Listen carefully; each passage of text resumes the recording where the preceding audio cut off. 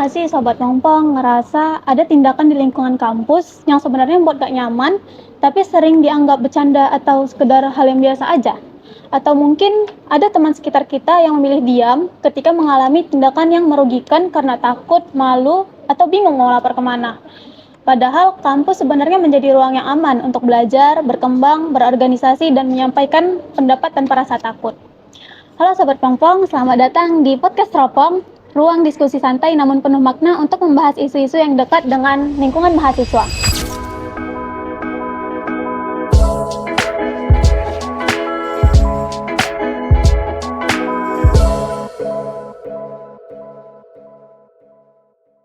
Saya Halimantus Syadia yang akan menemani Sobat Pongpong pada episode kali ini dengan tema Berani Speak Up Mengenal Kekerasan di Lingkungan Kampus.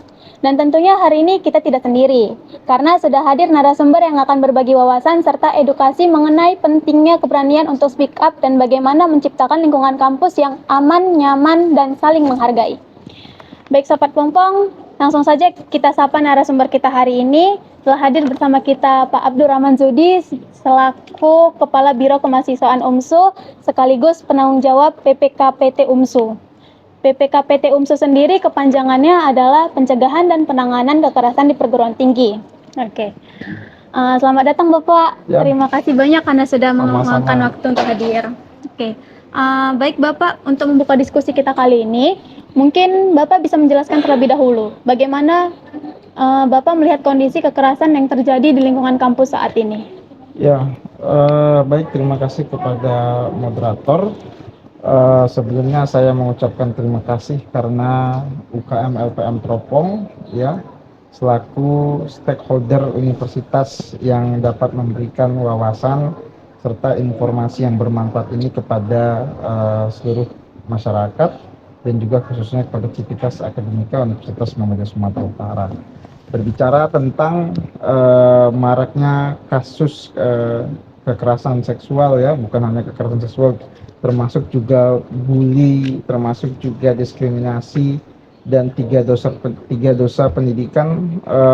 Saya pikir kita cukup prihatin terhadap apa yang terjadi, apa yang dialami oleh para korban ya yang terjadi di lingkungan perguruan tinggi, yang mana lingkungan perguruan tinggi itu adalah saya pikir tempatnya orang-orang yang berilmu, tempatnya orang-orang yang beradab, tetapi hari ini kita dipertontonkan pada kasus-kasus yang seharusnya tidak terjadi di tempat pendidikan. Saya pikir tempat pendidikan itu adalah wadah tempatnya orang aman dan nyaman untuk memperoleh ilmu pengetahuan ya untuk bisa mengubah cara pikir yang maju, yang berwawasan global ya. Tetapi hari ini kita melihat ada fenomena di beberapa kasus orang-orang cenderung takut, cenderung mengalami trauma ketika ia berada di lingkungan yang semestinya ia mendapatkan pendidikan. Saya pikir ini sikap kita di Universitas Muhammadiyah Sumatera Utara untuk merespon ya pada kasus-kasus semisalnya terjadi di lingkungan Universitas Muhammadiyah Sumatera Utara. Nah, Sobat Pongpong, kita udah bahas nih mengenai kondisi kekerasan di lingkungan kampus sekarang ini. Kalau berbicara mengenai bentuknya sendiri, menurut Bapak apa aja tuh bentuk-bentuk kekerasan yang paling sering terjadi di lingkungan kampus? Iya, ini perlu saya pahamkan juga kepada para pemirsa. Dalam kondisi kekerasan seksual itu ya yang masyarakat awam pikir itu, saya pikir umumnya ini terjadi pada hal-hal yang sifatnya fisik ya, atau disebut dengan nonverbal ya, karena pelecehan seksual itu sangat cenderung terhadap hal-hal yang sifatnya nonverbal, sentuhan ya, kekerasan seksual fisik dan sebagainya. Tetapi banyak yang tidak paham atau sebenarnya ia paham tetapi merasa itu adalah hal yang sepele, adalah yang sifatnya verbal, yang mungkin diantara kita pernah mengalami melakukannya, tetapi kita anggap itu bukan bagian daripada kekerasan seksual. Jokes ya, candaan-candaan kawan-kawan sekalian, mengobjekkan gambar sebagai hal-hal yang sifatnya seksual ya, atau teman-teman catcalling, bahkan ini bagian Sering daripada kekerasan seksual. Ya, teman-teman juga harus paham bahwa dalam kondisi seperti ini sudah saatnya kita harus paham bahwa kekerasan seksual itu lingkupnya bukan hanya non verbal, tetapi juga pada aspek verbal, ya, ucapan, tulisan Anda. Dan sekarang kita hidup di era digital, teman-teman menjadikannya sebagai meme, sebagai jokes yang saya pikir itu sungguh tidak beradab, ya. Jadi dalam konteks ini itulah jenis-jenis daripada kekerasan seksual tadi. Ada dia yang verbal, ya, itu berupa ucapan, ya.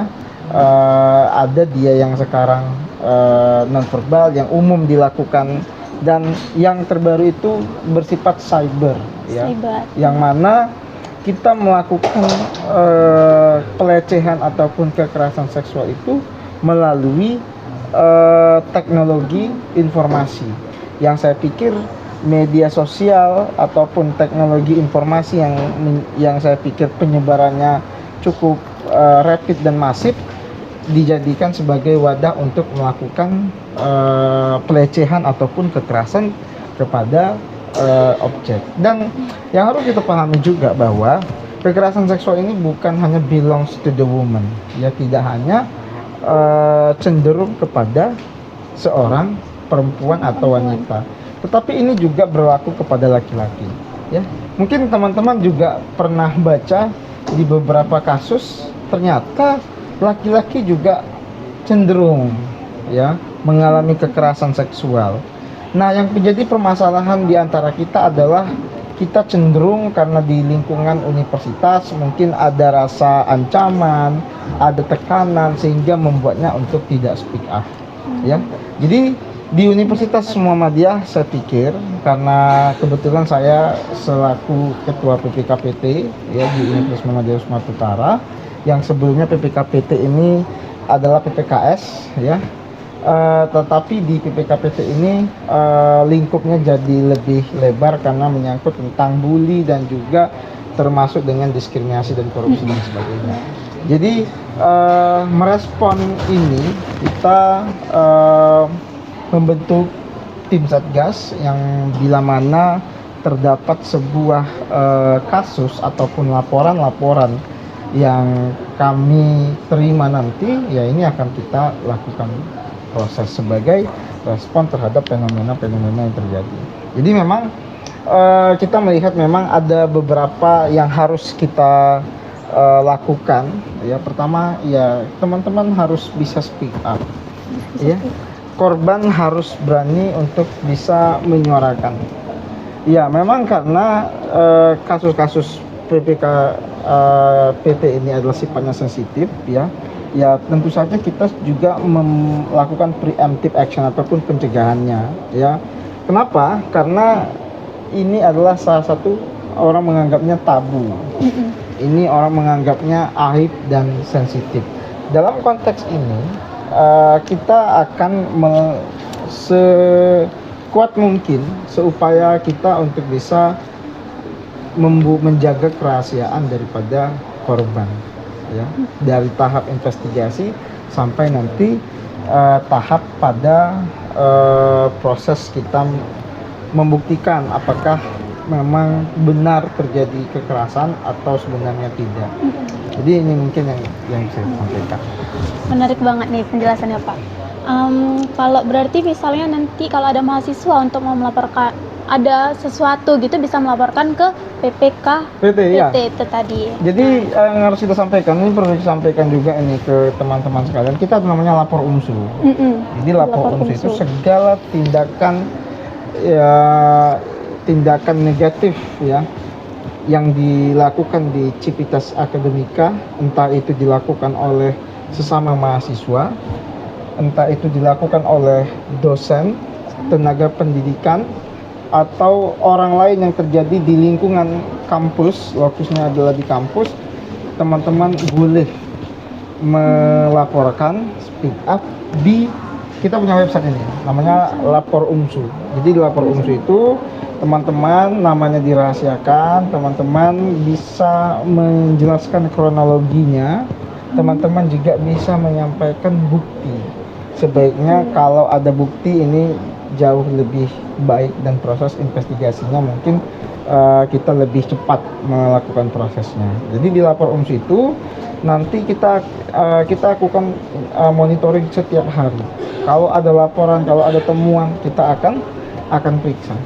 Jadi bukan hanya terjadi pada mahasiswa, kepada dosen, kepada tenaga pendidikan, ya, satpam, ya, dan lain-lain, CS dan sebagainya, kita akan iya, tidak luput lah daripada proses pemeriksaan PPKPT. Nih, misalnya nih Pak, udah ada laporan yang masuk. Oke.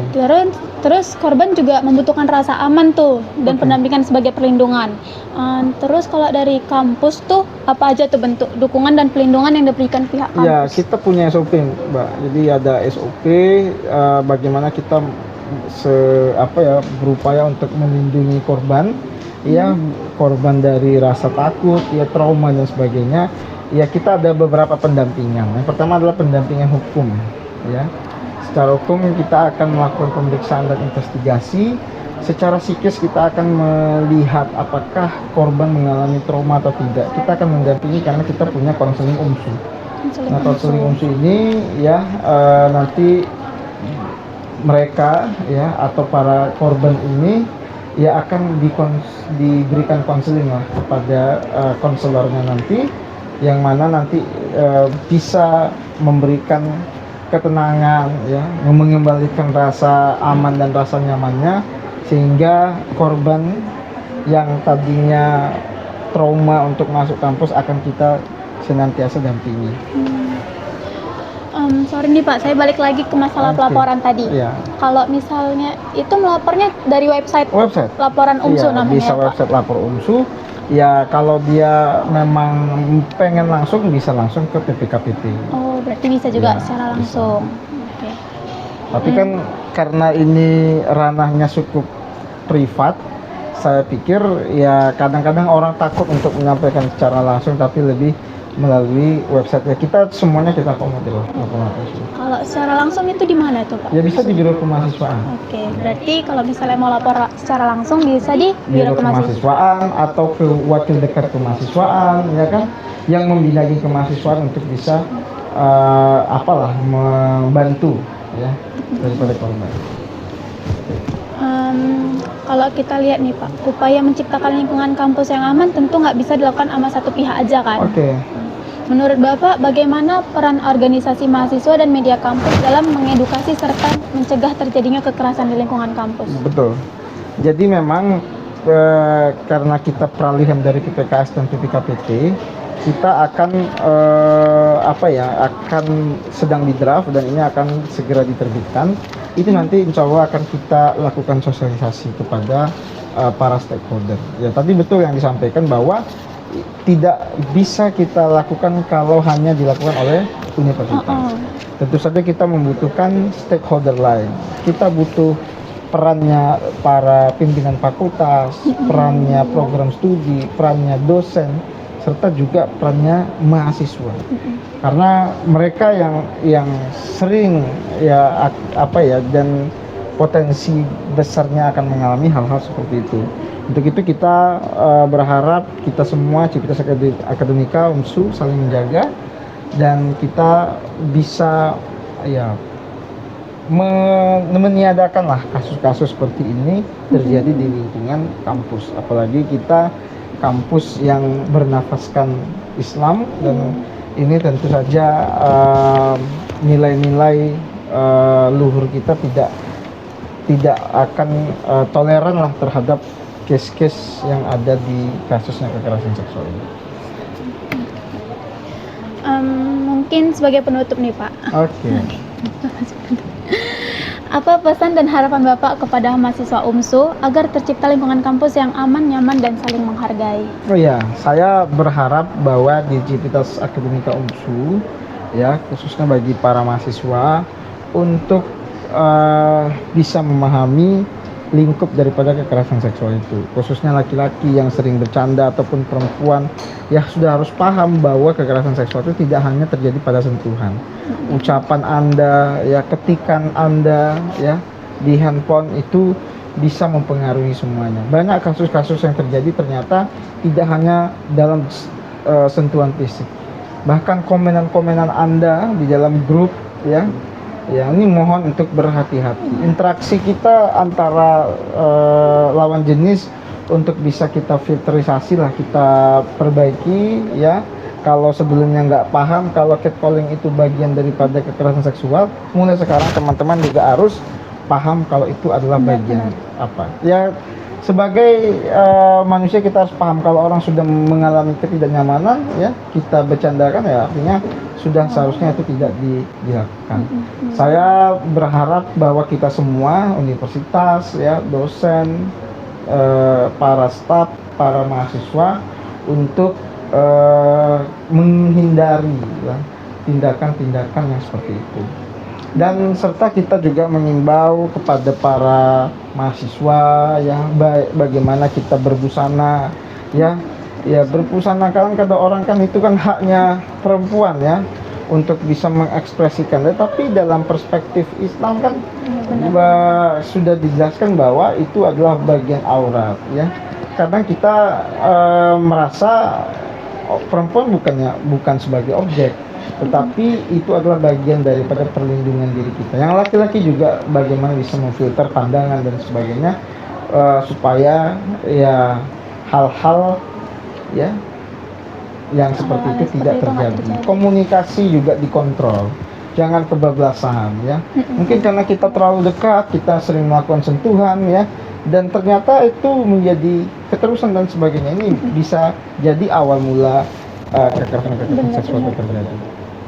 Dari bercanda-bercanda juga bisa. Iya, dari bercanda-bercanda ya, dari bercanda ya itu sering terjadi gitu. Mungkin kita udah sampai di penghujung bincang-bincang hari ini. Saya kira hampir 1 jam. Iya, tadinya saya kira juga gitu nih, banyak pertanyaannya yang udah Bapak jawab duluan sebelum saya tanya ternyata. Oke, terima kasih banyak kepada Bapak atas ilmu, edukasi, serta pesan-pesan yang telah disampaikan pada podcast Teropong kali ini.